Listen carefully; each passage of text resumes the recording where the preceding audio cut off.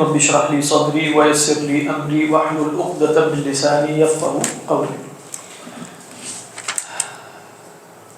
اللهم الهمنا رشدنا واعذنا من شرور انفسنا. اللهم انفعنا بما علمتنا وعلمنا ما ينفعنا وزدنا علما.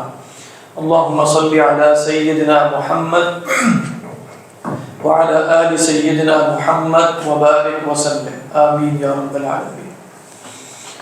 حضرات، ہم مرسل روایت کے بارے میں پڑھ رہے تھے اور ہمارے سامنے جو بات آئی جو یاد رکھنے کی ہے وہ یہ ہے کہ مرسل کی تعریف اصولیین احناف کے ہاں محدثین اور شوافع کی تعریف سے مختلف ہے. شوافع اور محدثین کے ہاں جو مشہور تعریف ہے وہ کیا ہے کہ جس میں تابعی کہے کہ اللہ کے رسول صلی اللہ علیہ وسلم نے فرمایا، یہ روایت کیا شمار ہوتی ہے؟ مرسل.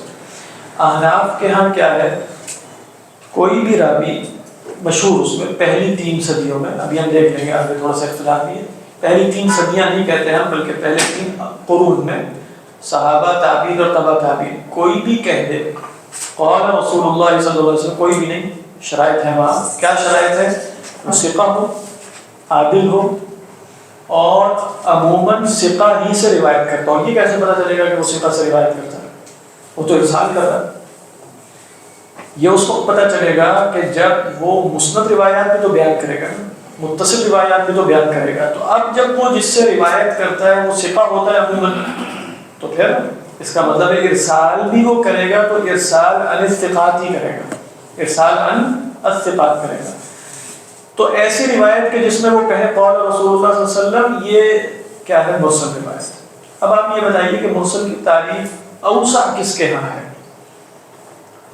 یعنی محدثین کی تفسیر جو ہے تعریف وہ ضیق ہے. وہ محدثین کا جو مرسل ہے کیا وہ احناف کا مرسل شمار ہوگا؟ ہاں بالکل ہوگا. اگر تابعی بھی کہے گا قال رسول اللہ صلی اللہ علیہ وسلم تو وہ مرسل روایت ہے، احناف بھی کہیں گے مرسل روایت. ان کے ہاں معلق روایت، جو محدثین کے ہاں معلق روایت ہوتی ہے وہ بھی کیا ہے؟ وہ بھی مرسل ہے. منقطع روایت ایسی ہو کہ جس میں بیچ میں راوی مذکور ہی نہ ہو، پوری کی پوری سند ہی غائب ہے، منقطع ہے، وہ بھی ان کے ہاں کیا ہوگا؟ مرسل. اور یہ سب ان کے ہاں ضعیف حدیث کی اقسام میں سے. آپ دیکھ رہے ہیں معلق روایت کیا ہوتی ہے؟ ضعیف ہوتی ہے. مرسل روایت اصلاً کیا ہوتی ہے؟ بغیر شرائط کے. وہ امام شافعی کی شرائط جو محدثین کی بھی ہیں 5 شرائط کو ہم نے پچھلی نشست میں دیکھ لی تھی، وہ بھی ضعیف حدیث ہے. مرسل روایت احناف کے ہاں ضعیف ہے، بلکہ ان کے ہاں ایک مسلک ہم نے پڑھا کہ یہ تو اقوی من المسند ہے. یہ کیا ہے؟ یہ اقوی من المسند. آخری نشست میں ہم یہاں پہنچ گئے تھے. کیوں وہ اقوی من المسند ہے؟ وہ اس لیے اقوی من المسند ہے کہ اگر وہ ثقات ہی سے ارسال کرتا ہے اور پھر وہ کہتا ہے قال رسول اللہ صلی اللہ علیہ وسلم، تو جب تک اسے یقین کامل نہیں ہے کہ بیچ میں تمام راوی ثقہ ہے تو وہ یہ ذمہ داری قبول نہیں کرتا کہ ڈائریکٹ نسبت کرے اللہ کے رسول صلی اللہ علیہ وسلم کی طرف، بلکہ وہ راویوں پر ڈال دیتا ہے. جب اس نے راویوں پہ نہیں ڈالا تو اس کا مطلب کیا ہے؟ ہوا متیقن، اسے وہ یقین کرتا ہے. یہ ہم پڑھ چکے ہیں. یہ ہم پڑھ رہے تھے کہ یہ من القرن الثانی والثالث بھی اسی طرح ہے. مرسل روایت کیا ہو جائے گی؟ قبول. مرسل صحابی سب کے ہاں مقبول. مرسل صحابی بھی ہم دیکھ چکے ہیں. اب ارسال من دون هؤلاء، یہاں تک ہم یہی ہے نا؟ ہاں، یہاں سے ہم پڑھیں گے. فرمایا وہ ارسال من دون هؤلاء، کہہ رہے ہیں ان کے سوا اگر کوئی ارسال کرے. کن کے سوا؟ صحابہ یا قرن ثانی اور ثالث کے بعد. بأن يقول من بعد القرن الثاني والثالث، یعنی قرن ثانی اور ثالث کے بعد یوں کہہ دے قال النبی صلی اللہ علیہ وسلم کذا، تو مقبول. مقبول ہے کس کے ہاں؟ مقبول كذلك عند الكرخی. ابو الحسن الکرخی علیہ الرحمہ کے ہاں مقبول ہے، خلافا لابن ابان. ابن ابان کے ہاں مقبول نہیں. اچھا دیکھیے، ذہن میں رکھیے کہ امام جو کرخی ہیں ان کی دلیل کیا ہے؟ ان کی دلیل یہ ہے کہ جو پہلے 3 زمانے ہیں، چلو وہ تو مشہود ہے نا، اللہ کے رسول صلی اللہ علیہ وسلم نے فرمایا خیر الناس قرنی ثم الذین یلونہم ثم الذین یلونہم. تو بعد والوں کے متعلق تو آپ نے کوئی گارنٹی نہیں دی، تو آپ نے بس بتا دیا خیر الناس قرنی ثم الذین ثم الذین یلونہم. تو لہذا بعد والوں کے ہاں یعنی کیا ہے؟ ابن ابان کیا کہیں گے؟ بعد والوں کے ہاں کیوں قبول نہیں ہوگی؟ کیونکہ وہ زمانہ کس کا ہے؟ زمانہ فسق کا. یہ دلیل ٹھیک ہے آپ کے خیال؟ نہیں، آپ کے خیال سے مراد ہے کہ ہم تو دیکھیں گے کہ علماء کے خیال، لیکن آپ کیا سمجھتے ہیں اس کو؟ وہ کہہ رہے ہیں مقبول ہے. کون کہہ رہا ہے؟ امام کرخی. ابن ابان کہہ رہے ہیں مقبول نہیں ہے. ابن ابان کے یہاں ایک شرط کے ساتھ مقبول ہے، وہ بھی عرض کر دوں گا کیوں مقبول نہیں ہے. آگے فرماتا ہے لِأَنَّ الزَّمَانَ بَعْدَ الْقُرُونِ الثَّلَاثَةِ زَمَانُ فِسْقٍ. بعد قرون ثلاثہ کے بعد تو زمانہ فسق کا ہے. ٹھیک ہے، پتہ چلا فسق کا زمانہ ہے، اس لیے کہ آپ صلی اللہ علیہ وسلم نے فرمایا والذی نفس محمد بیدہ لا یأتی علیکم زمان الا والذی بعدہ شر منہ. جو بھی زمانہ آئے گا اس کے بعد کیا زمانہ آئے گا؟ بدتر آئے گا اس سے. اچھا پہلے 3 زمانے بہتر تھے، آپ نے گواہی دی تھی. اچھا ان 3 زمانوں کے بعد تو بدتر سے بدتر ہی آئیں گے.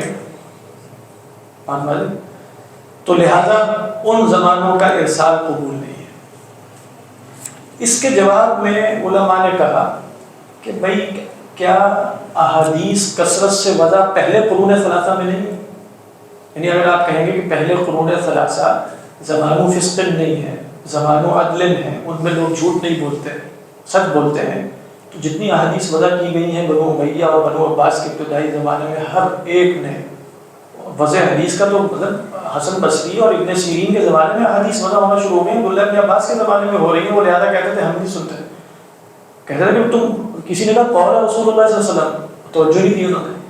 کہہ رہے ہیں قول رسول اللہ، آپ توجہ نہیں دے رہے. کہہ رہے ہیں پہلے کوئی کہا کرتا تھا نا قول رسول اللہ، تو ہم تو پورے دل و جان کے ساتھ حاضر ہو کے بات سنتے تھے. اب تو ہر ایک آ کے قول رسول اللہ سچ اور جھوٹ ملا ہوا، لہٰذا ہم نہیں سنتے.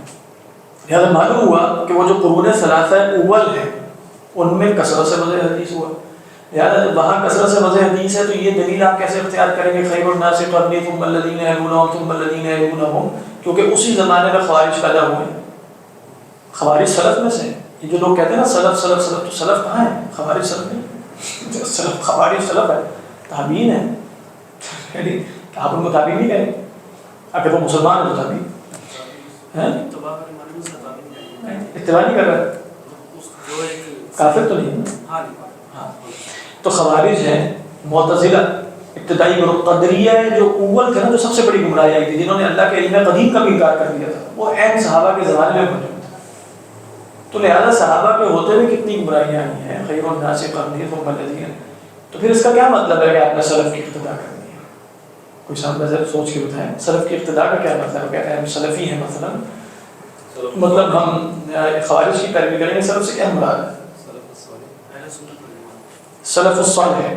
تو صالح اور طالح میں تمیز کیسے ہوگی؟ چلے صحابہ کے زمانے میں لوگ چلے گئے اور آپ کہتے ہیں صالح اور طالح. صالح کے اپوزٹ کیا ہوتا ہے؟ طالح. تمیز کیسے کریں؟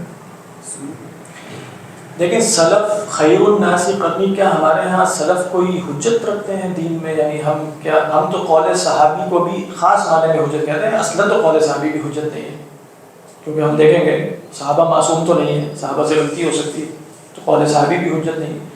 سلف سے جو عموماً اہل سنت نے مراد لی ہے کہ اللہ کے رسول صلی اللہ علیہ وسلم کہہ رہے ہیں واقعی سلف کیا ہے، ان میں کثرت سے خیر، یعنی خیر غالب ہے. بس یہ نہیں کہ وہاں شر موجود نہیں، خیر غالب. اچھا پھر آپ نے پیروی کرنی ہے سلف کی، تو مطلب کیا ہوتا ہے؟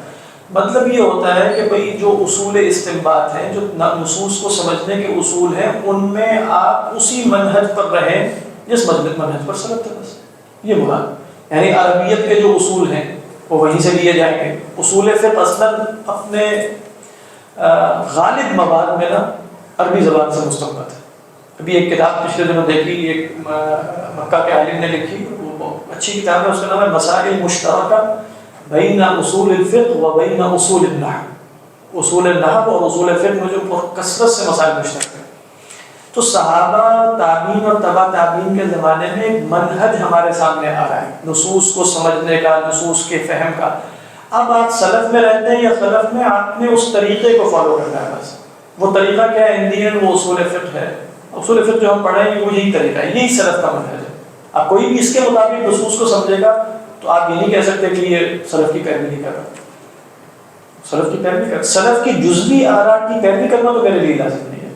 سلف کی جزوی آراء میں تو انہوں نے آپس میں بھی تو کتنا اختلاف کیا، انہی میں مذاہب بھی پیدا ہوئے، جہمیہ سلف کے ہوتے ہوئے پیدا ہو گئے تھے وغیرہ وغیرہ. خیر کہنے کا مقصد یہ ہے، ابن عبان یہ فرماتے ہیں، کتاب جو الحجج الکبیر ہے کہ یہ جو دلیل ہے یہ ٹھیک نہیں ہے۔ کون سی دلیل؟ کہ آپ 3 زمانوں میں ارسال قبول کریں اور چوتھے زمانے میں 5ویں زمانے میں آپ ارسال قبول نہ کریں، ہر زمانے میں کرنا چاہیے۔ تو پھر ابن ابان علیہ یہاں تفصیل نہیں ہے، لیکن ابن ابان نے یہ قید بیان کی ہے 3 صدی کے بعد، 3 صدی 3 قرن کے بعد اگر عالم ہے، وہ ثقہ ہے اور جرح و تعدیل کا فن جانتا ہے، پھر وہ ارسال کرے اور کہے قال رسول اللہ صلی اللہ علیہ وسلم، تو اس کی حدیث بھی قبول ہو جائے۔ سمجھ میں آ رہی نہیں بات؟ یہ ابن ابان کا مسلک ہے، احناف کا قوی ترین مسلک یہ ہے۔ اصول حدیث میں عموماً احناف ابن ابان علیہ الرحمہ کے طریقے پر ہے، اور ابن ابان آپ جان چکے ہیں کہ امام محمد کے شاگردوں میں سے۔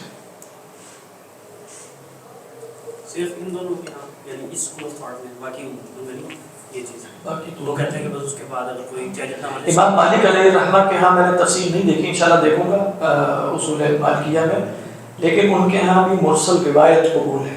احناف کے طریقے پر وہ مرسل روایت کی حجیت کے قائل ہیں۔ عموماً دونوں کا مسلک ایک ساتھ بیان کیا جاتا ہے، احناف اور مالکیہ دونوں مسلک، لیکن اب ان کے ہاں مرسل کی حقیقی تاریخ کیا ہے یہ میں نے نہیں دیکھا، انشاءاللہ دیکھوں گا۔ تو فرماتے ہیں، یہ ہم نے پڑھ لیا، وَلَمْ يَشْهَدِ النَّبِيُّ صلی اللہ علیہ وسلم بِعَدَالَتِهِمْ فَلَا يُقْبَلُ، تو اللہ کے رسول صلی اللہ علیہ وسلم نے ان کی عدالت کی خبر نہیں دی تو قبول نہیں کریں گے، یہ دلیل درست نہیں۔ پھر اب آپ بتا سکتے ہیں کہ وہ دلیل درست نہیں، کہ اللہ کے رسول صلی اللہ علیہ وسلم نے قرون اولا ثلاثہ میں ہر شخص کی عدالت کی دلیل دی؟ جب آپ نے فرمایا خیر الناس قرنی، تو سب عادل ہو گئے اس کے نتیجے میں؟ نہیں ہوئے۔ کون عادل ہوا؟ جو پہلے شرط لگائی تھی جو ثقہ ہوگا، تو لہذا اگر شرط ثقہ ہونے کی تھی تو وہ بعد میں ثقہ تو بعد میں بھی عادل ہی رہے، چاہے وہ قرون اولا ثلاثہ میں ہے یا رابعہ میں ہے یا خامس عشر میں ہے، وہ ثقہ ہے تو عادل۔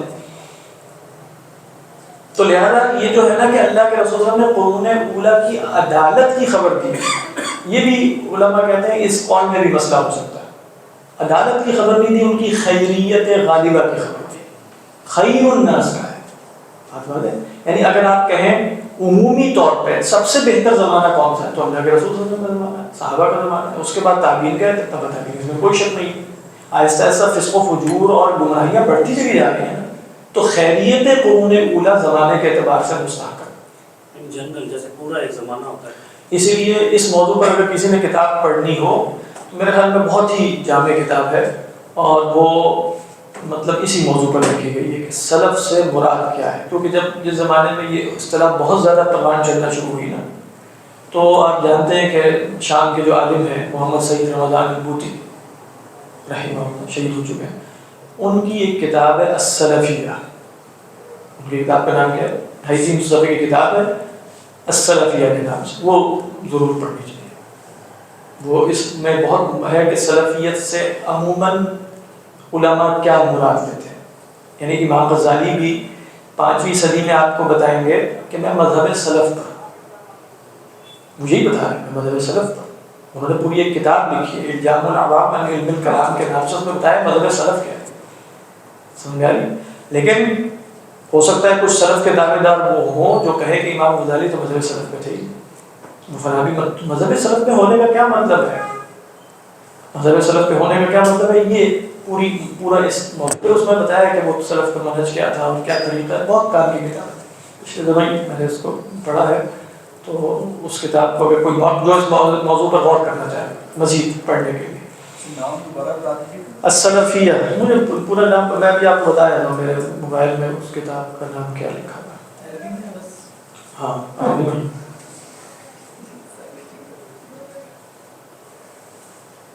اچھا جی، السلفیہ مرحلۃ زمنیۃ مبارکہ لا مذہب اسلامی، یہ اہم بات ہے، کہہ رہے ہیں یہ ایک مرحلہ زمنی ہے مبارک ہے، کسی مذہب اسلامی کا نام نہیں ہو سکتا سلفیت، بات واضح ہے، کیونکہ اس میں کیا ہے، اگر آپ کہیں گے سلفیت تو اس میں آپ گویا یہ کہنا چاہ رہے ہیں کہ ہم ہی مذہب سلف کے پیروکار ہیں، سلفیت کے اندر یہ دعویٰ تو پایا جائے گا نا کہ نہیں پایا جائے گا، لازماً پایا جائے گا، تو باقی کس پر ہے، یعنی اہل سنت کے جو باقی گروہ ہیں جو اہل سنت ہی ہونے کا دعویٰ رکھتے ہیں، وہ کس میں فال کرتے ہیں، وہ سلفیت میں نہیں، وہ خلفیت میں ہے، کدھر ہے، تو اس دعوے کے اندر تو بہت خطرناک قسم کا ایک تزکیہ نفس بھی پایا جاتا ہے، سلفیت بات واضح.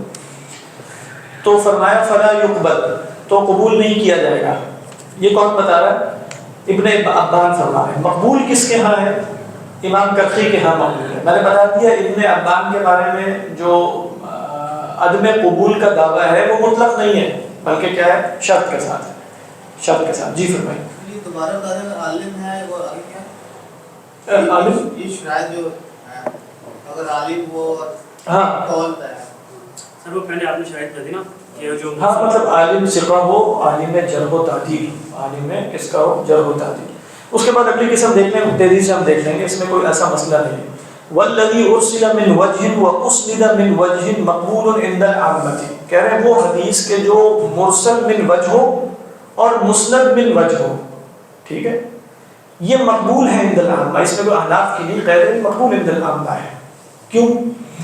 ابھی آپ بتا دیں گے. کہ حدیث لا نکاح الا بولی، جیسے فرمایا کہ ایک حدیث ہے ولی کے بغیر نکاح نہیں ہوتا. یہ مسند بھی ہے اور مرسل بھی ہے. کہتے ہیں رواہ اسرائیل بن یونس مسندا وشعبہ مرسلا. ٹھیک ہے، اسرائیل ابن یونس نے اسے مسند روایت کیا ہے اور شعبہ نے کیا روایت کیا ہے؟ مرسل. فیغلب اسنادہ علی ارسالہ، تو اس کی اسناد اس کے ارسال پر کیا آ جائے گی؟ غالب آ جائے گی. تو اگر مرسل بھی قبول تھی تو کیا یہ والی بالاولا قبول نہیں ہو جائے گی؟ سمجھ گئے؟ اس مسئلے کے اوپر تو نہیں، آناب تو حدیث کے قائل لا نکاح الا بولی، لیکن ان کی دلیل تو اور ہے، وہ ابھی ہم آگے دیکھ رہے ہیں. وہ جو انقطاع باتیں ہیں، یعنی وہ آپ کو بتائیں گے کہ یہ اس سے قرآن مجید کے مطلق کی تقیید ہوتی ہے، اس وجہ سے ہم نے نہیں کیا، لہذا اس کو محمول کر لیا یا خاص اس کا. یہ تو لا نکاح الا بولی اور ہے، وہ مشہور روایت تو بخاری کی ہے. ایما امرأۃ نکحت بغیر اذن ولیہا فنکاحها باطل باطل باطل. اس کا نکاح باطل ہے، باطل ہے، باطل. اچھا، ایک ضعیف قول کیا ہے؟ وقیل لا یقبل. یہ بھی کہا گیا کہ بھئی یہ روایت قبول نہیں ہوگی. یہ کیوں قبول نہیں ہوگی اگر آپ نے وہ کہہ دیا؟ تو کہتے ہیں کہ ان الاسناد کالتعدیل، اسناد تو ہے تعدیل، آپ نے سند بیان کر دی. والارسال کالجرح، ارسال کیا ہے؟ کالجرح. تو کہتے ہیں یہ کچھ لوگوں کے ہاں اگر جرح و تعدیل جمع ہو جائے تو جرح کو مقدم کر دیں گے ہم کس پر؟ تعدیل پر. تو لہذا کہتے ہیں وَإِذَا اجْتَمَعَ الْجَرْحُ وَالتَّعْدِيلُ يَغْلِبُ الْجَرْحَ. یہ ایسے ہی بتایا، مطلب کیا ہے؟ ضعیف رہا ہے، ضعیف رہا ہے، کیونکہ انہوں نے تو بتا دیا کہ ارسال بھی جرح نہیں ہے. یہ تو بتا رہے ہیں کہ ارسال تو اقوی من المسند ہے، تو ارسال کیسے جرح ہو سکتی ہے ان کے ہاں، احناف کے. بات واضح؟ اب آ جائیے جو اگلا موضوع ہے. وَأَمَّا الْبَاطِنُ فَنَوْعَانِ. کیا باطن نوعان ہے؟ کوئی بتائیں. اب ہم کس اعتبار سے تقسیم پڑھ رہے ہیں؟ تقسیم انقطاع کے اعتبار سے، ایسا ہی ہے نا؟ تو انقطاع کے اعتبار سے جو انقطاع ظاہر تھا وہ کیا تھا؟ وہ ہم نے دیکھ لیا کہ انقطاع دو ہیں، ظاہر اور باطن. شروع میں بتایا تھا ظاہر کیا ہے؟ مرسل، مرسل روایات ظاہر میں منقطع ہے. اس کے بعد باطن. باطن دو قسم کا. ایک انقطاع یہ ہے کہ حدیث ہے متصل لیکن راوی کی شرائط پوری نہیں ہوتی. اب بظاہر تو کوئی انقطاع نہیں ہے، عن فلان عن فلان عن فلان، سارے راوی موجود ہیں، اتصال بھی موجود ہے، لیکن جب آپ راویوں پہ غور کرتے ہیں تو پتہ چلتا ہے یہ ثابت نہیں ہے، یہ عادل نہیں ہے، اس کے اندر فسق پایا جاتا ہے. تو یہ بھی انقطاع ہے، باطن ہی ہے، لیکن یہ انقطاع باطن کا ظاہر ہے. یعنی کیا مطلب؟ بالکل جس سے محدثین ڈیل کریں گے یہ انقطاع ہے. یعنی ایسا انقطاع جس میں بظاہر سند متصل ہو لیکن غور کرنے سے آپ کو معلوم ہو کہ حقیقتاً متصل نہیں ہے. تو اس میں آپ نے حدیث کو رد اس لیے نہیں کیا ہوتا کہ میں نے کوئی ایسی علت خفیہ تلاش کر لی ہے، بلکہ رد کیا اسی لیے ہوتا ہے نا کہ وہ متصل نہیں ہے. نہیں سمجھ میں آ رہی ہے؟ کیونکہ جب آپ نے راوی کے حالات پر غور کیا تو آپ کہہ رہے ہیں گویا بیچ میں یہ راوی اگر کذاب ہے تو اس کو تو ہم نے حذف کر دیا بیچ میں سے، تو متصل ہی نہیں نا. سمجھ میں آ رہی ہے بات؟ اچھا، تو کہتے ہیں اما الباطل فنوعان بأن يكون الاتصال فيه ظاهرا. ظاہر میں تو کیا ہو؟ اتصال ہو. ولكن وقع الخلل بوجه آخر، لیکن کسی اور اعتبار سے، کسی اور وجہ سے خلل واقع ہو گیا. اچھا، وہ کیا ہے؟ وهو فقد شرائط الراوی او مخالفته لدلیل. فوقہ، اچھا، یا تو وہ فقد شرائط راوی کے نتیجے میں ہوگا، یہ پہلی قسم ہے. یہ کون سی قسم ہے؟ انقطاع باطن کی پہلی قسم جو ابھی میں بتا رہا تھا. یا کیا ہوگا؟ انقطاع باطن یہ کہ آپ نے حدیث پہ غور کیا، اچھا اب غور سے سمجھیے گا، حدیث پہ غور کیا، راویوں پہ غور کیا، متصل روایت ہے، راوی بھی سب عادل ثابت ہے. اچھا اب انقطاع باطن کا کیا مطلب ہے؟ اس دلیل سے زیادہ قوی دلیل کی وہ مخالفت کر رہی ہے، یہ انقطاع باطن. اب یہ ذہن میں رکھیے گا، احناف کیا کہہ رہے ہیں؟ ہم حدیث کو رد کر رہے ہیں یا یہاں ادلہ کا تقابل ہو رہا ہے؟ یہاں ادلہ کا تقابل ہو رہا ہے. تو اگر ہمارے خیال میں یہ دلیل زیادہ قوی ہے تو ہم اس قوی دلیل کو ادنا قوت والی دلیل پر ترجیح دیں گے. یہ کیا ہے؟ انقطاع باطن کی دوسرے قسم. یہ ہیں وہ 10 چیزیں جو ہم تیزی سے دیکھ لیں گے، یعنی ان دی اینڈ کہ یہ انقطاع باطن کس طریقے کی چلنا رکھی ہے، انقطاع باطن کیسے ہو جاتا ہے دوسری قسم کے اعتبار سے. یہ وہ چیز ہے جس میں احناف سے کچھ جگہوں پر مالکیہ بھی اختلاف کریں گے، کچھ جگہوں پر شوافی بھی اختلاف کریں گے، لیکن یہ کیا ہے؟ یہ احناف کی دلیل ہے کیا کہ ہم خبر واحد کو قبول نہیں کرتے. کب؟ جب خبر واحد سے زیادہ قوی کوئی دلیل ہمارے پاس ہو اور پھر تعارض واقع ہو جائے. اب ان سے پوچھا جائے گا کہ خبر واحد سے زیادہ قوی دلیل کی صورتیں کیا ہیں، بتائیے. وہ بتا دیں گے 1 2 3 4 5 6. یہ ہے کیا؟ قبول شرائط الاحناف لقبول خبر الاحاد. یہ احناف کی خبر احاد کو قبول کرنے کی شرائط. سمجھ میں آ رہی ہے بات؟ انقطاع باطن کی جو 2 صورتیں ہیں، پہلی قسم محدثین کا فن ہے، دوسری قسم اصولیین اور فقہا کا کام. یہ ان کا دعویٰ ہے. یعنی محدثین آپ کو کیا بتائیں گے؟ حدیث آپ کہیں گے محدثین کے ہاں بھی ہوتا ہے 5 شرائط میں سے کہ شذوذ اور علت نہ ہو. اچھا وہ جو علت خفیہ ہے وہ یہ کہتے ہیں محدثین عموماً علت خفیہ سے بھی کہاں پہنچتے ہیں؟ انقطاع تک پہنچتے ہیں. یعنی وہ نتیجہ نکال کے کہیں گے کہ یہاں اصل میں سماع نہیں ہوا، یہ بظاہر پتہ نہیں چل رہا، کوئی علت نکال لی، لیکن انڈین علت خفیہ کا نتیجہ بھی اس سند کے ظاہری اتصال کو مخدوش کرتا ہے. لیکن احناف جو علت باطن اب بتانے لگے ہیں انقطاع باطن، اس کے نتیجے میں وہ اتصال ظاہری کو مخدوش نہیں کر رہے ہوتے، وہ ترجیح بین الادلہ کے طریقے پر. یعنی دیکھیں قرآن مجید میں بھی وہ کہہ سکتے ہیں 2 آیات میں بظاہر تعارض ہو سکتا ہے، سمجھ میں آ رہی ہے؟ لیکن ہم نے دیکھا تھا محکم کا نص سے ہوگا تو کس کو ترجیح دیں گے؟ اب آپ کہیں اس کا مطلب یہ تو نہیں کہ وہ جو نص والی آیت ہے وہ کہہ رہے ہیں وہ آیت قرآنی نہیں. سمجھ میں آ رہی ہے کہ یہ بات؟ صرف کیا کرنا چاہ رہے ہیں؟ ادلہ میں ہم نے ترجیح کے کچھ اصول بنائے. وہ کہیں گے نص کو ظاہر پر ترجیح ہوگی، کیونکہ ہم نے دیکھا تھا نا نص ظاہر محکم مفسر، مفسر محکم، محکم سب سے زیادہ قوی. تو اسی طریقے سے ہم نے دیکھا مشکل، خفی، مجمل، متشابہ. تو اب یہ ادلہ میں فرق مراتب پیش نظر رکھنا ضروری ہے. کیوں کہتے ہیں ہم نے ادلہ میں فرق مراتب پیش نظر رکھا ہے تو ہمیں ہمیں انقطاع باطن کی دوسری قسم سمجھ میں آئے. میرا سوال یہ تھا جو انقطاع باطن کی آپ 2 صورتیں بتا رہے ہیں. پہلے میں آپ نے بتایا راویوں میں کچھ ایک کوئی عدل سکہ اس کا، دوسری آپ کو کوئی روایت مل گئی جو پہلی سے زیادہ جس کو ترجیح دیں گے. روایت مل گئی یا قرآن کی آیت ہے، لیکن وہ جس کو روایت کو آپ ترجیح دیں گے وہ روایت کو ترجیح راویوں کی بنیاد پر نہیں دیں گے نا. اصل میں ابھی ہم دیکھیں گے نا تو وہ روایت کو روایت پر ترجیح نہیں دی جا رہی. ابھی جو ہم اصول دیکھیں گے سب سے پہلا آ رہا ہے بِأَنْ خَالَفَ الْكِتَابِ، مخالف کتاب. اس کے بعد آپ دیکھیں گے سنت معروفہ، یہی ہے، یا حادثہ مشہورہ، یا صدر اول میں علماء کا اس سے اعراض، یا ابھی ہم ہو سکتا ہے بعد میں اور بھی دیکھیں قاعدہ کلیہ جو نصوص کے استقراء سے معلوم ہوا ہے اس کی مخالفت کر. یہ نہیں کہہ رہے کہ وہ ایک بخاری کے وہ الگ اصول ہوتے ہیں، وہ بھی ہو جاتا ہے کئی دفعہ کہ ایک حدیث زیادہ صحیح ہے، قوی ہے، یا اس کا راوی خود حاضر تھا یا حاضر نہیں تھا، وہ اور اصول ہے. لیکن احناف ابھی پیش نظر کیا رکھ رہے ہیں؟ جو بھی صورت بنے اس میں ہمارے خیال میں وہ دلیل زیادہ قوی ہے. وہ دلیل کیا ہے جس کو ہم ترجیح دے رہے ہیں؟ وہ اس دلیل سے زیادہ قوی ہے کہ جس کو ہم مرجوح کر رہے ہیں. یہ اب ہم آگے پڑھ لیتے ہیں.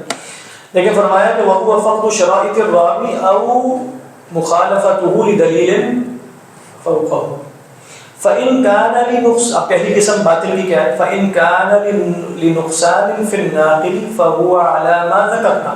کہہ رہے ہیں اگر ناقل میں کسی کمی کی وجہ سے، ناقل کون ہوتا ہے؟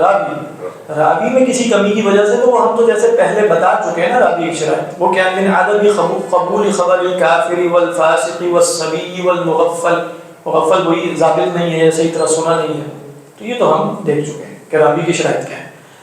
وَإِن كَانَ بِالْعَرَضِ وَإِن كَانَ بِالْعَرَضِ، کہہ رہے ہیں اگر وہ فی ذاتی ہی نہ ہو، بالعرض ہو۔ بالعرض سے کیا مراد ہے؟ بالعرض سے ایک مراد یہ ہو سکتی ہے کہ اس کو پیش کیا جائے گا، یعنی ہم فی نفسی ہی حدیث درست ہے، عرض یعرض عرضاً کہتے ہیں کسی اور دلیل پر اس کو پیش کرنا، تو ہم نے کہا حدیث صحیح ہے، بخاری کی ہے، سب کچھ ہے، ٹھیک ہے، اس کے بعد ہم اس کو پیش کرتے ہیں۔ عرض کس پر پیش کریں؟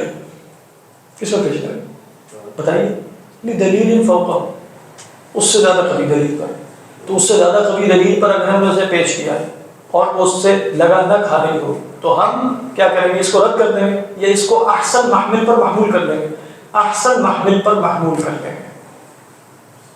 اور یہ فطری سی بات ہے۔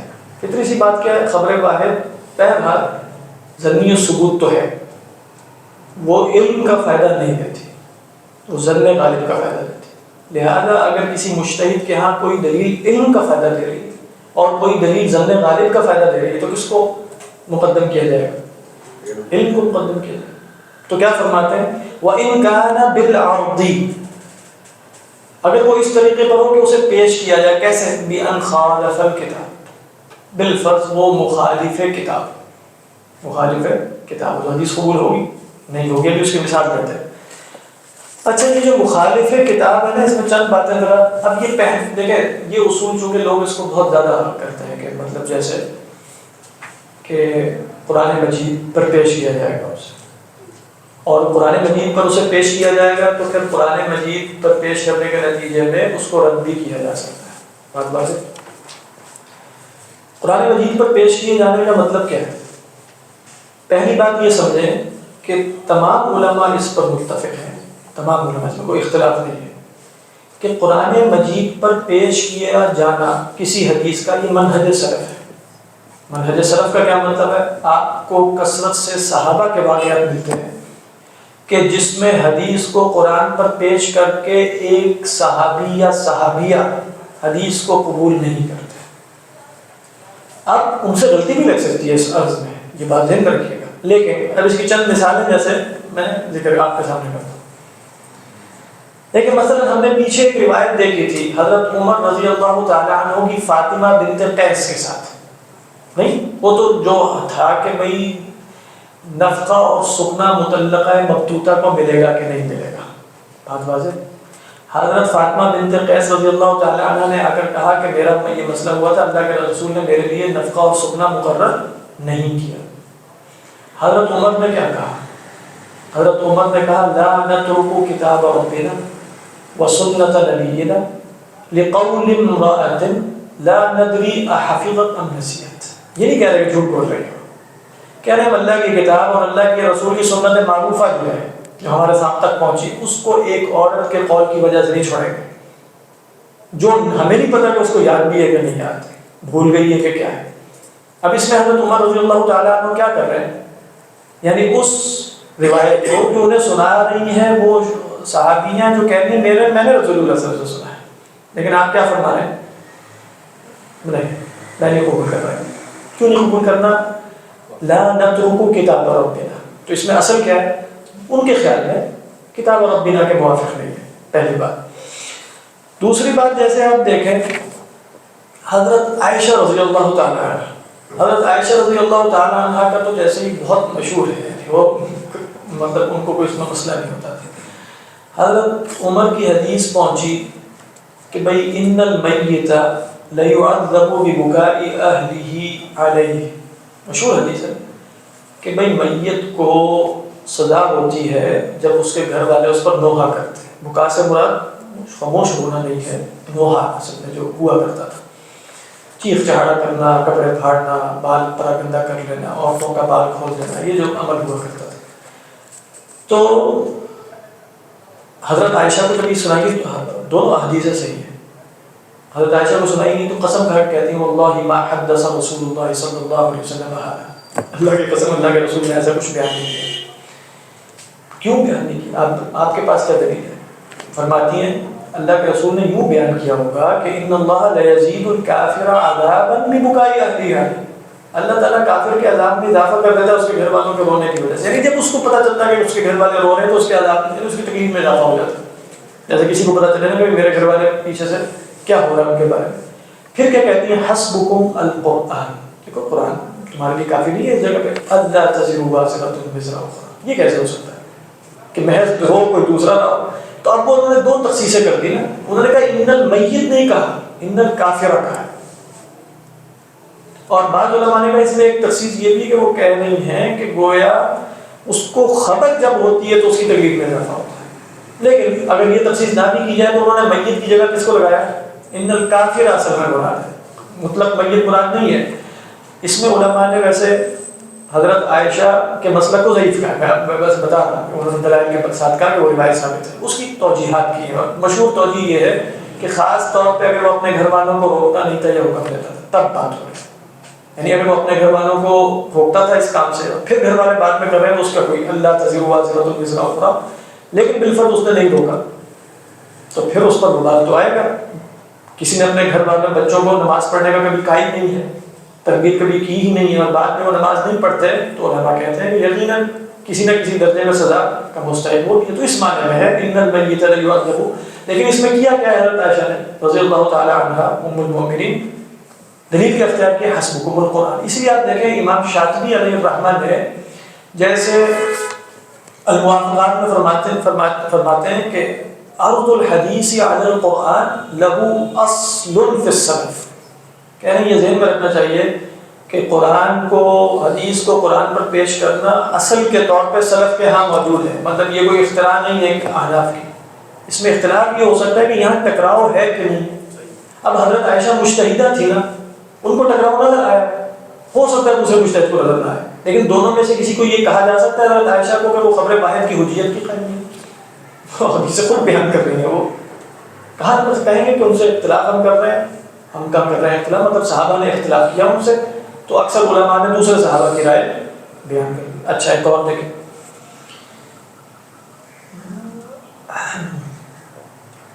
وہ جو حدیث ہے بخاری کی حدیث، جو قلیب بدر ہے، قلیب بدر ہے بدر کا کنواں، تو قلیب بدر میں اللہ کے رسول صلی اللہ علیہ وسلم کے حکم سے مشرکین مکہ کے وہ ڈال دیے گئے۔ سماع موتا پر یہ روایات بہت بیان ہوتی ہیں۔ آپ صلی اللہ علیہ وسلم نے ان سے خطاب کیا کہ حل وجدتم ما وعد ربکم حقا، جو تمہارا، تو حضرت عمر نے کہا کہ آپ کن سے خطاب کر رہے ہیں، تو مر چکے ہیں، تو سب گل چڑھ گئے ہیں اندر جا کے۔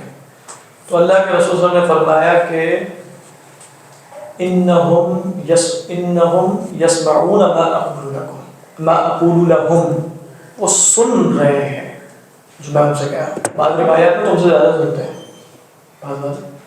حضرت عائشہ رضی اللہ تعالیٰ عنہ انہوں نے کہا کہ نہیں، فرماتی ہیں کہ میں حضرت عمر بلکہ انہوں نے صراحتاً کہا لا اکذب المخبرین یا او لا اکذب عمر او کما قال، یعنی انہوں نے کہا میں راویوں میں سے کسی کی تکذیب نہیں کر رہے، یہ جھوٹ بولتے ہیں، لیکن ولکن الفہم یخطئ، ایک اور روایت میں ولکن السمع یخطئ، سماعت بھی تو غلطی کر جاتی ہے، یہ ذہن میں رکھیے۔ اس کا مطلب کیا ہے؟ یہ انقطاع باطل ہے، بظاہر سب کچھ ٹھیک ہے لیکن یہ چونکہ مخالف کتاب ہے لہذا میں قبول نہیں کر رہی، ہو سکتا ہے سماع نے غلطی کی۔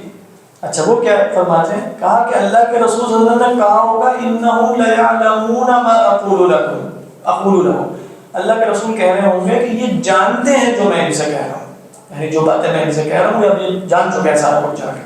اور پھر فرماتی ہیں حضرت عائشہ رضی اللہ تعالیٰ کوئی دلیل انک لا تسمع الموتى، آپ تو مردوں کو نہیں سنا سکتے، قرآن مجید میں تو یہ یہاں بھی علماء نے کہا کہ حضرت عائشہ کا استدلال دوسرے صحابہ کا استدلال زیادہ قوی ہے، ویسے انک لا تسمع الموتى اور مسئلے بنا رہا ہے، انک لا تسمع الموتى تو اصل میں کفار کو تشبیہ دی جا رہی ہے، تو لہذا جب کفار سے تشبیہ دی جا رہی ہے انک لا تسمع الموتى تو اس کا مطلب کفار تو سنتے ہیں، تو اس کا مطلب یہ کہ مردے بھی سنتے ہیں لیکن وہ جواب دینے پر قادر نہیں ہیں، جس طرح یہ سنتے ہیں لیکن جواب دے دیتے ہیں انک لا تسمع الموتى۔ اصل میں تو موتیٰ کس کو کہا جا رہا ہے؟ لیکن بہرحال یہ آپ جانتے ہیں کہ ایک مسئلہ ہے اختلافی، سماع موتا کتنا ہوتا ہے کتنا نہیں ہوتا، یہ بھی ایک کہانی ہے۔ اب یہاں بھی کیا کیا حضرت عائشہ نے رضی اللہ تعالی عنہا عرضت الحدیث علی القرآن، قرآن پر پیش کر اور استدلال کر لیا ان کا۔ اسی طرح آپ دیکھیں حضرت عائشہ فرمایا کرتی تھی، ان کو پتہ چلا تھا کہ حضرت عبداللہ ابن عباس یہ فرماتے ہیں کہ اللہ کے رسول صلی اللہ علیہ وسلم نے اللہ کو دیکھا معراج کے موقع پر۔ یہ کیا کہا کرتی تھی، من حدثکم بان محمد صلی اللہ علیہ وسلم رأى ربه فقد کذب، فقد کذب۔ یہ ذہن میں رکھیے کہ علماء کہتے ہیں سلف میں اور عربی لغت میں جو جاہلیت کی تھی، کذب اخطاء کے معنی میں کثرت سے مستعمل ہوتا ہے، کیونکہ آپ صحابہ میں کثرت سے پڑھیں گے وہ کہتے ہیں فقط کذب فقط کذب۔ کذب کیا ہے بمعنی اخطاء، یہ نہیں ہے کہ فقط کذب جھوٹ کی نسبت نہیں کر رہے۔ پھر کیا فرماتی ہیں، قال اللہ تعالی لا تدرکه الابصار وهو يدرك الابصار۔ سمجھ آ رہی ہے؟ تو کیا کہہ دیا آگے فوراً، لا تدرکه الابصار۔ تو اب آپ کیا بتا رہی ہیں، دیکھو یہ میں نہیں قبول کر سکتی یہ بات، کیوں نہیں قبول کر سکتی ہم؟ دلیل کیا ہے آپ کے پاس؟ قرآن کی آیت لا تدرکه الابصار۔ تو کیا مقصد ہے کہنے کا، یعنی سلف صالحین میں اس کی، اچھا یہاں بھی دلیل عجیب بات ہے، یہاں بھی علماء نے کہا کہ دلیل قوی نہیں ہے، لا تدرک الابصار میں بھی دلیل قوی نہیں ہے، ادراک کی نفی غیر ہے، رؤیت کی نفی اور ہے۔ تو انہوں نے فرمایا تھا من حدثکم ان محمد صلی اللہ علیہ وسلم رأى ربه فقد کذب، اور دلیل کیا ہے لا تدرکه الابصار فهل الادراک یساوی الابصار۔ سوال یہ ہے کیا وہ برابر ہے ابصار کے؟ نہیں، وہ کیا ہے، وہ ادراک بمعنی احاطہ ہے۔ لیکن خلاصہ کیا ہے، حضرت عائشہ بھی درست ہو سکتی ہے، دوسرے بھی ہو سکتے ہیں کہ استدلال حضرت عائشہ کا کیا ہے، بالقرآن، بات واضح۔ تو خلاصہ ابھی تک کی گفتگو کا یہ ہے کہ یہ سلف میں اس کی اصل موجود ہے۔ پھر اس کے بعد یہ ذہن میں رکھیے کہ ایک حدیث ہے جس کو محدثین کہتے ہیں کہ یہ ثابت نہیں ہے، وہ حدیث ہے کہ ان الحدیث سیفشو عنی، اور یہ امام ابو یوسف نے روایت کی ہے حدیث، اگرچہ مرسل ہے، ان کے احناف کے یہاں اس کا کوئی مسئلہ نہیں تھا، امام ابو یوسف روایت کر رہے ہیں، ٹھیک، تبع تابعین میں سے ایک آدمی روایت کی ہے انہوں نے، ٹھیک، خیر، ان الحدیث سیفشو عنی فما وافق القرآن فهو عنی وما اتاکم یخالف القرآن فلیس عنی۔ یہ حدیث مشہور ہے، اس کے بہت سے الفاظ آگے پیچھے الفاظ سے آتے ہیں کہ بھئی جو تم میرے تک حدیث پہنچے اس کو قرآن پہ رکھ کے دیکھو۔ اس حدیث کے بارے میں جو تحقیق کی ہے ان صاحب نے جنہوں نے یہ کتاب لکھی، دراست کیا ہے اس کا کتاب کا نام، دراست اصول الحدیث علی منہج الاحناف، جو عبد المجید ترکمانی صاحب، اس میں کئی صفحوں پر نہ صرف اس حدیث پر بحث ہے، جس کا نتیجہ یہ ہے کہ یہ حدیث ضعیف نہیں ہے۔ بہرحال انہوں نے کافی تحقیق کی ہے، کسی نے دیکھنا ہو اپنی محدثین کا کام ہے، ہمارا کام نہیں ہے، لیکن انہوں نے اس کو جیسے اصول حدیث کی روشنی میں ہی پرکھ کر تمام روایات جمع کر کے تفصیل کے ساتھ اب کسی نے اس سے روایت کیا ہے، اس حدیث کو حسن یا صحیح غیری کے درجے تک پہنچایا ہے کہ تو پھر اگر بالفرض یہ بھی، اب یہ بھی اختلافی مسئلہ ہوگا نا، اگر یہ ثابت ہو جائے تو پھر گویا یہ خود اصل رسول اللہ حضرت سے ثابت ہو جائے گی، اگر بالفرض ایسا ثابت ہو جائے، لیکن اگر ایسا ثابت نہ بھی ہو تو اصل تو رہے گی، کیونکہ صحابہ کا طرز عمل تو موجود ہے۔ یہ ہو گیا۔ اس کے بعد کیا ہے کہ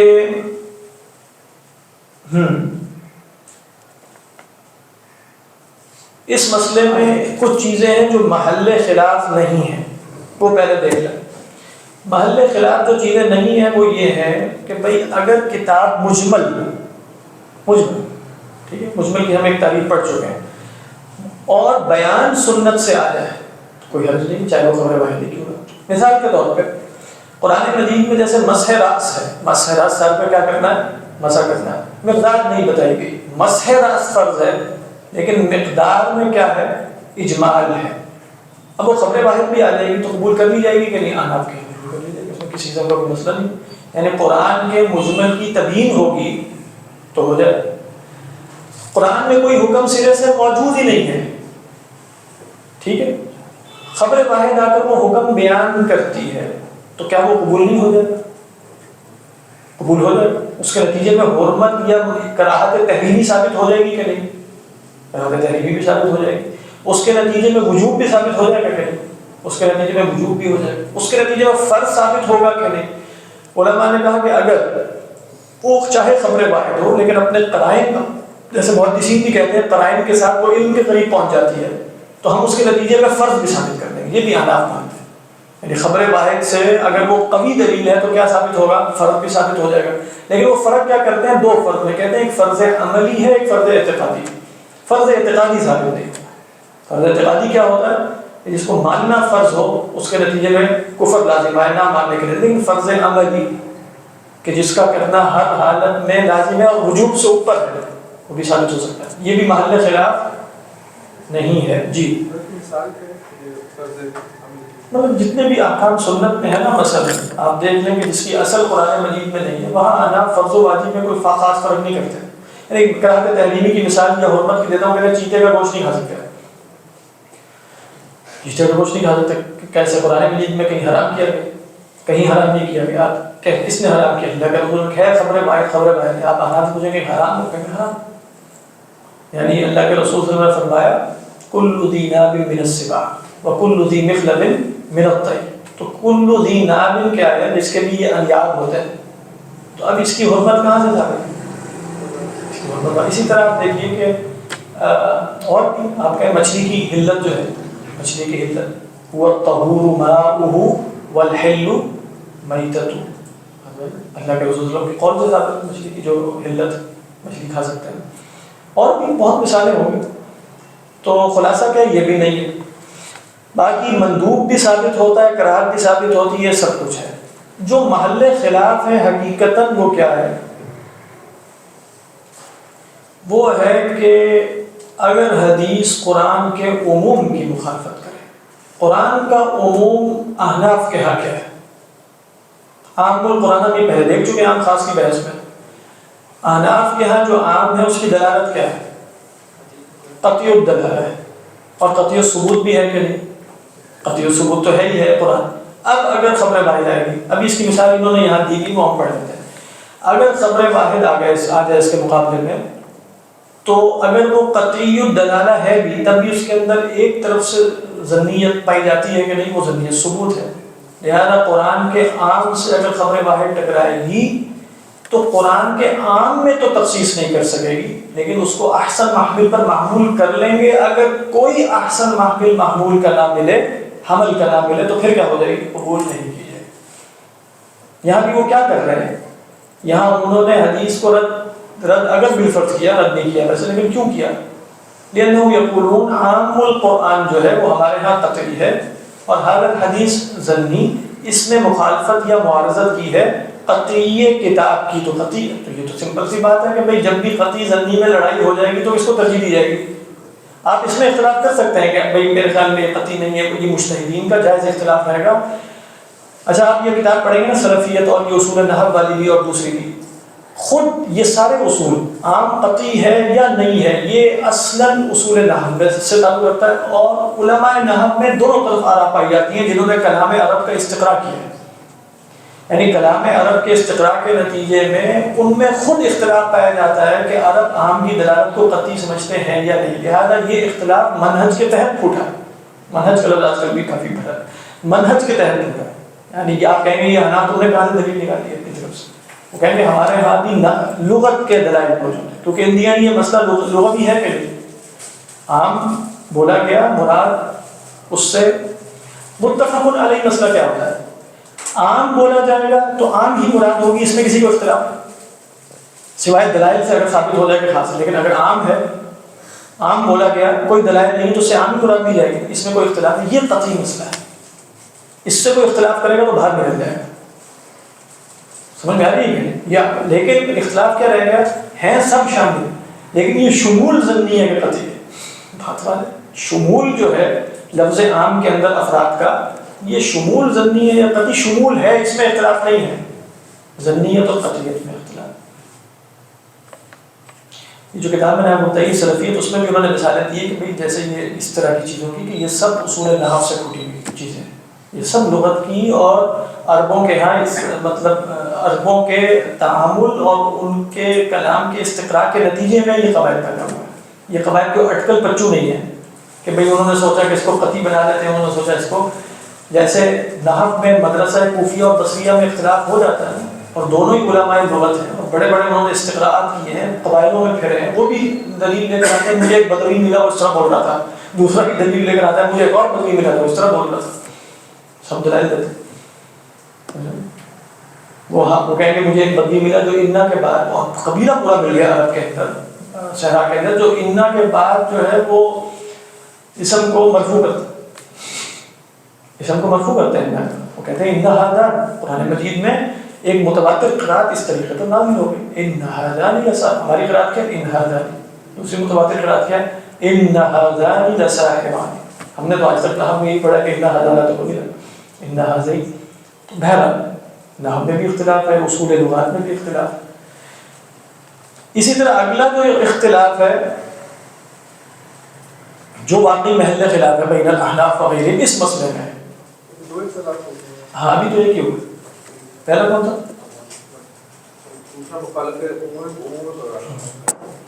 دوسرا ہے کہ ظاہر القرآن، ہم نے پڑھا تھا کہ معنی پر دلالت کے اعتبار سے جو لفظ کی اقسام ہیں وضوح اور خفا کے اعتبار سے پڑھی تھی نا، وضوح اور خفا کے اعتبار سے کتنی تھیں؟ 8، ظاہر، نص، مفسر، محکم، اس کے بعد شروع ہوتی ہیں مشکل، خفی، متشابہ، مجمل، اسی تقسیم سے ہیں، یعنی کس تقسیم سے؟ ظاہر کی دلالت کے بعد نص کی ہے قوت کے اعتبار سے، پھر مفسر کی ہے، پھر محکم کی، پھر ادھر سے شروع ہو رہا ہے خفی، خفی کی دلالت مخفی ہے لیکن سب سے کم، مشکل کی اس سے زیادہ، مجمل کی اس سے زیادہ، متشابہ کی تو یوں، آپ واضح ہے۔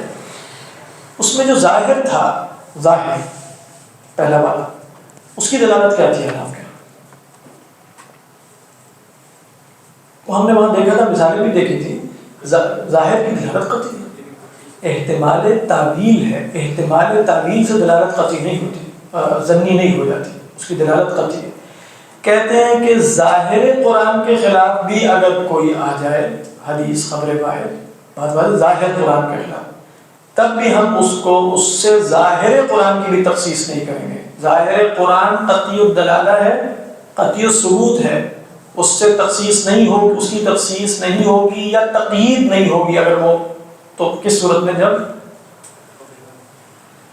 جب خبر واحد آ جائے۔ تیسری صورت یہ ہے مطلق کو خبر واحد کے ذریعے، مطلق کس کی اقسام میں سے ہے؟ مطلق ہم نے پڑھا تھا، مطلق مقید امر نہیں، خاص کی اقسام میں سے، خاص کی دلالت قطعی ہے، اور بات ہے کہ مطلق کی دلالت بھی قطعی ہے، تو مطلق کی تقیید کرنی ہے تو خبر واحد سے تقیید نہیں ہوگی۔ اصلاً یہ ہے محل اختلاف، اس کو ایک لائن میں بیان کیا جائے تو محل اختلاف کیا ہے؟ الاحناف لا یجوزون الزیادۃ علی الکتاب باخبار الاحاد، کتاب اللہ پہ زیادتی نہیں ہو سکتی اخبار احاد کے ذریعے۔ زیادتی کس معنی میں؟ جہاں حکم موجود ہے، یہ نہیں کہ جہاں حکم موجود ہے وہاں زیادتی کا کوئی معنی نہیں، وہ انڈیپینڈنٹ سورس آف جو بھی ہے شریعہ ہے۔ سمجھ آئی؟ اب آپ دیکھیں یہاں پڑھ لیں بے شک۔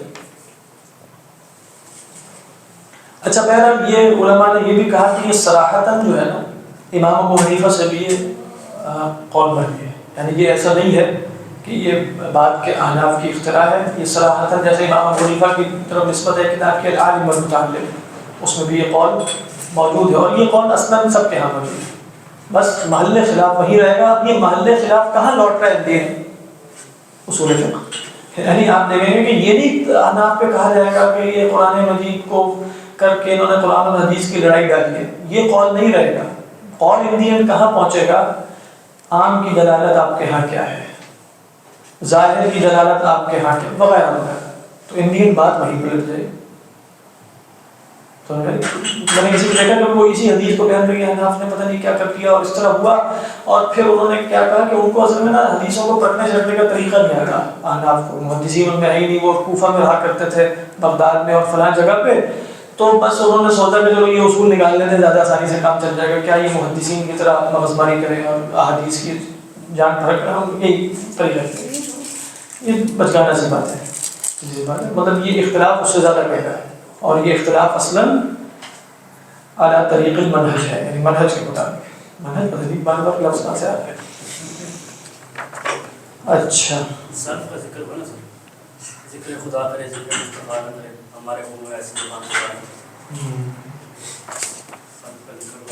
سے اچھا جی آپ یہ پڑھ لیں. فرماتے ہیں وَإِنْ كَانَ بِالْأَرْضِ أُرَادَ أَنْ نَعْرِضَ الْخَبَرَ الْوَاحِدَ عَلَى الدَّلَائِلِ الْقَطْعِيَّةِ, دلائل قطعیہ پر خبر واحد کو پیش کریں. یہ ہے عرض. بِأَنْ خَالَفَ الْكِتَاب, جیسے وہ کتاب کی مخالفت کر رہا. اچھا کتاب کی مخالفت کیسے کی ہے؟ كَحَدِيثٍ لَا صَلَاةَ إِلَّا بِفَاتِحَةِ الْكِتَاب, لَا صَلَاةَ إِلَّا بِفَاتِحَةِ الْكِتاب. یہ کس کے مخالف ہے؟ یخالفو, ٹھیک ہے. اگر ہوتا یخالفو عموم قول تو پھر ہوتا, لیکن لی عموم آ رہا ہے تو اس لیے پڑھیں گے یخالفو لی عموم قولی فقرؤوا ما تيسر من القرآن. یہاں پہلے مثال دیکھ چکے ہیں جب وہ پڑھ رہے ہیں. کیا اس میں عموم ہے؟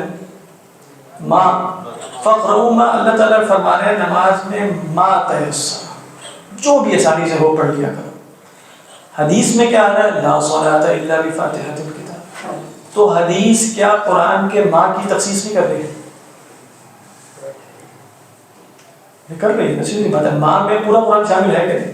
کیونکہ ماں تیسر من القرآن, تو ماں کی تخصیص ہوئی کہ نہیں؟ لا صلاۃ الا بفاتحۃ الکتاب. حدیث کو رد کریں گے نہیں, کیا کریں گے؟ کر زیادت اعلیٰ کتاب اللہ کب ہوگی؟ زیادت اعلیٰ کتاب اللہ کب ہوگی؟ قرآن نے فرض کس کو کیا ہے؟ ما تیسر کو. اگر آپ اس میں فرض کے درجے میں لے جائیں فاتحۃ الکتاب کو تو پھر کیا ہو جائے گی؟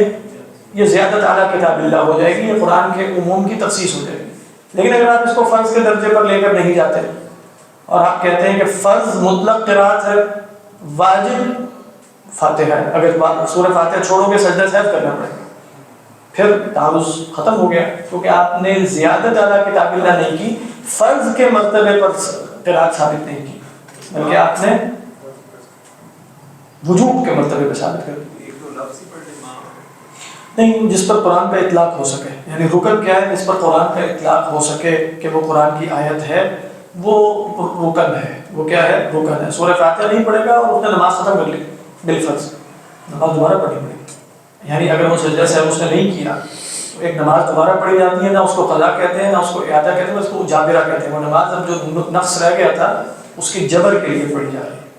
نقص کیا رہ گیا تھا؟ آپ نے سورہ فاتحہ ہی نہیں پڑھی. تو اب دیکھیں احناف نے قطعی انکار نہیں کیا نعوذ باللہ حدیث کا, لا صلاۃ الا بفاتحۃ الکتاب, بس فرق مراتب پیش نظر رکھا کہ فقرؤوا ما تيسر من القرآن اور لا صلاۃ الا بفاتحۃ الکتاب. اسی پر آج اتفاق کرتے ہیں. ٹائم پورا ہو چکا ہے,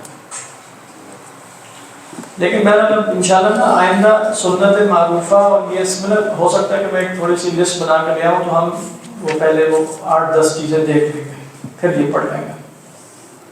مطلب جن کے یہاں یہ واجب کی کیٹیگری نہیں ہے تو ان کے یہاں یا تو پھر یہ فرض کے درجے میں آ جائے گا یا سنت کے درجے, دونوں میں سے ایک ہی ہوتا ہے. اصل میں جن کے ہاں فرض واجب کی کیٹیگری نہیں ہے وہ بھی فرائض میں درجہ بندی کرتے ہیں.